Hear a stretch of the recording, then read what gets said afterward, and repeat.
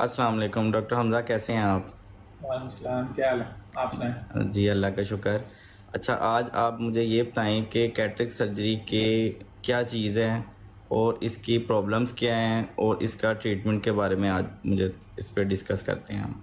Cataract surgery तो अब तकरीबन हर बंदे को ही पता क्या होती है, जिसको सफ़ेद मोतिया कहते हैं। और इसका मेरे ख्याल में सफ़ेद मोतिया का जो है वो हर बंदे ने नाम सुना होगा। आजकल इतनी कॉमनली सर्जरी हो रही है, तो ऐसी कोई चीज़ नहीं है जो मतलब कोई सुने और वो क्या कोई अनोखी चीज़ है। तो सफ़ेद मोतिया एक बड़ी मतलब कि बेसिक सी बीमारी है, तकरीबन हर बंदे को हो जाता है 50 साल की उम्र के बाद। तो उसमें जो है वो क्या कहते हैं, सफ़ेद मोतिया में बेसिकली हमारा जो नेचुरल लेंस होता है ना, हमारी आंख का देखने का स्ट्रक्चर, वो कैमरे की तरह होता है। तो उसमें जो लेंस होता है ना, वो थोड़ा सा ख़राब होता है एज के साथ। जैसे एज के साथ बाकी चीज़ें भी चेंज हो जाती हैं, तो हमारा लेंस भी चेंज हो जाता है एज के साथ, उसमें चेंजेस आते हैं। तो उसमें बेसिकली जो लेंस में चेंजेस आते हैं ना, उसको हम सफ़ेद मोतिया कहते हैं। जी ठीक है। अच्छा सर, आप मुझे ये बताएं कि ये कैटरेक्ट किसी भी उम्र में हो जाता है या इसकी कोई ख़ास उम्र होती है? कैटरेक्ट बेसिकली होने पे तो किसी भी उम्र में हो सकता है। ज़्यादातर तो ये ज़्यादातर ओल्डर पॉपुलेशन में होता है। ओल्डर मतलब कि जो बुज़ुर्ग होते हैं उनमें ज़्यादा कॉमन होता है, लेकिन यंग लोगों में भी हो सकता है मल्टीपल बीमारियों की वजह से।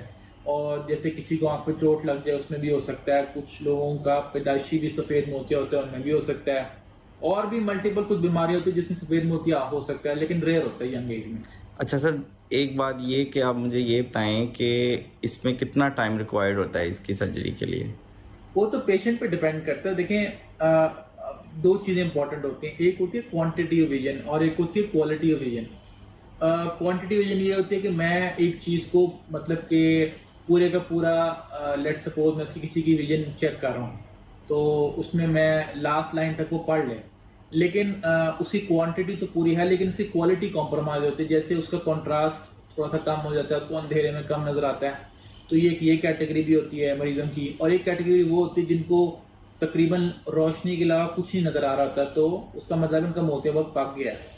अब बेसिकली ना, बात सारी सिंपल ये होती है कि पेशेंट को जब अपनी रोज़मर्रा ज़िंदगी में मसला होना शुरू हो जाए ऑपरेट करने में, तो वो ऑपरेशन करा ले।